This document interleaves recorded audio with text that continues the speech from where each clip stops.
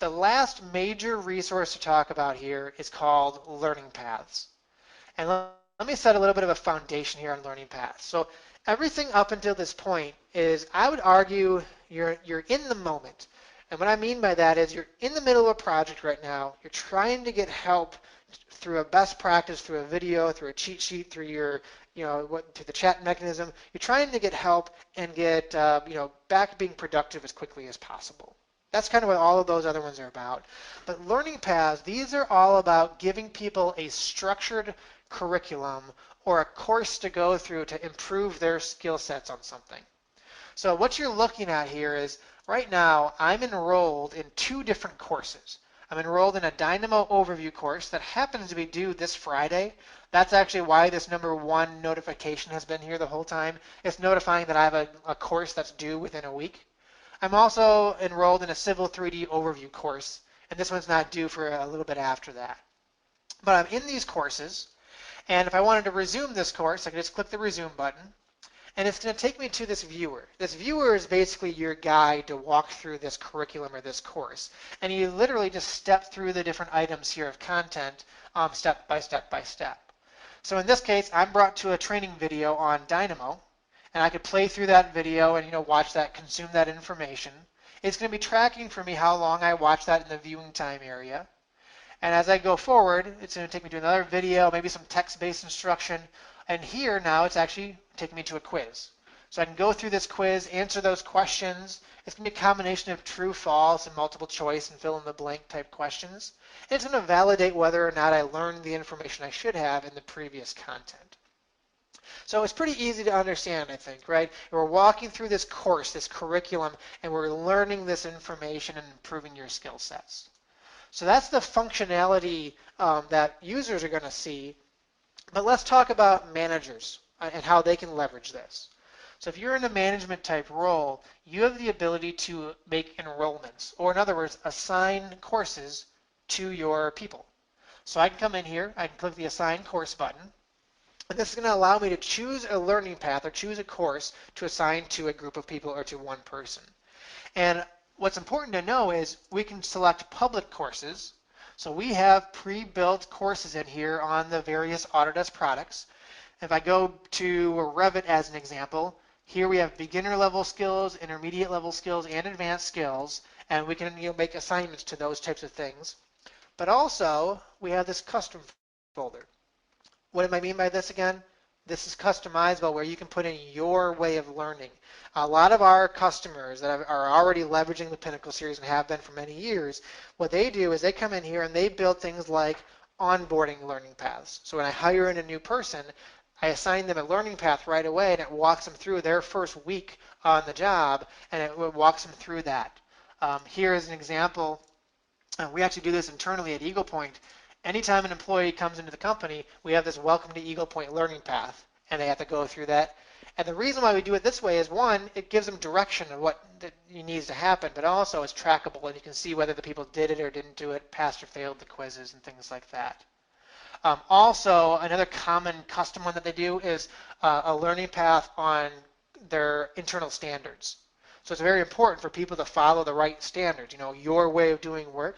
Well, you can build a learning path around that to train people up on those types of standards.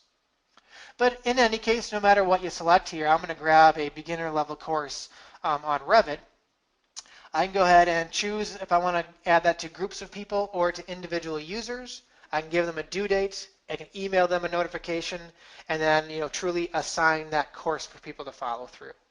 So that's the front end where you're going to go ahead and make those assignments. On the back end, the managers have the ability to view reports. So this will bring up a dashboard, and it's going to show them really what's been going on in your organization when it comes to learning. So for us, the past 90 days, we can see the top most completed course is actually Navisworks. And I can drill into the details to see who's taken those courses, how long did they take, did they pass or fail the quizzes, get into all of that details. But we're given a nice dashboard on the front end to see what's happening when it comes to learning in our organization. A quick couple side notes here because we are running up on time. The users have the ability to self-enroll as well. So I can self-enroll in a course to improve my own skill set, and they can print off transcripts as well as certificates to be leveraged for, PDH hours, continuing, professional development hours and things like that as well.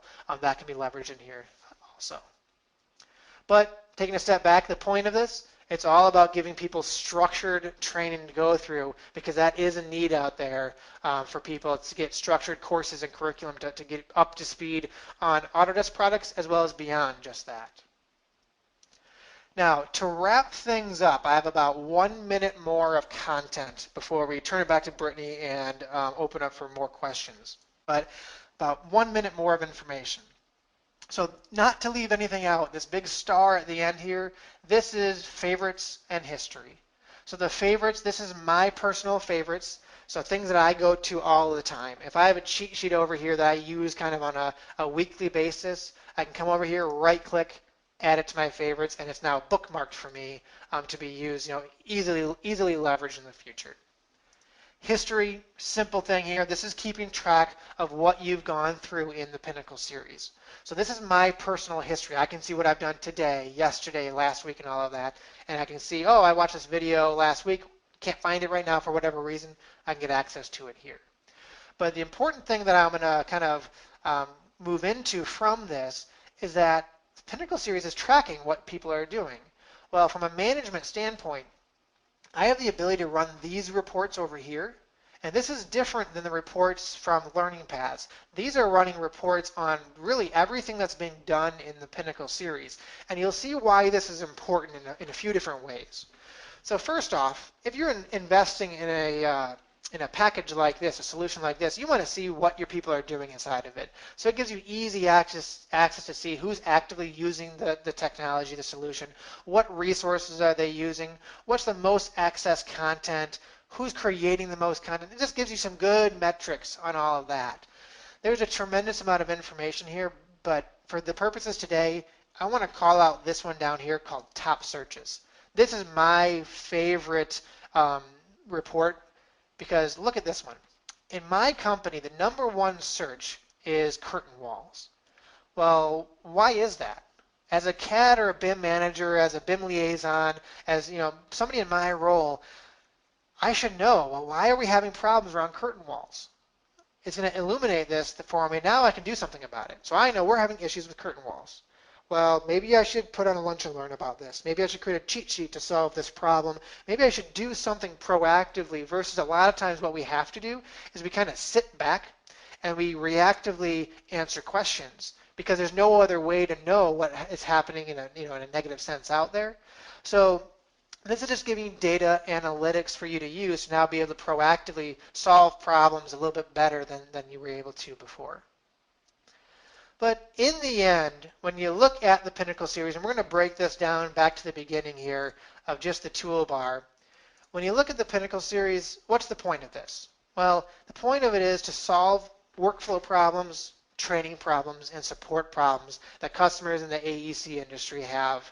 And today, the whole purpose of today was to really show you a good overview of what this technology is to get a good idea of whether you want to further investigate the technology.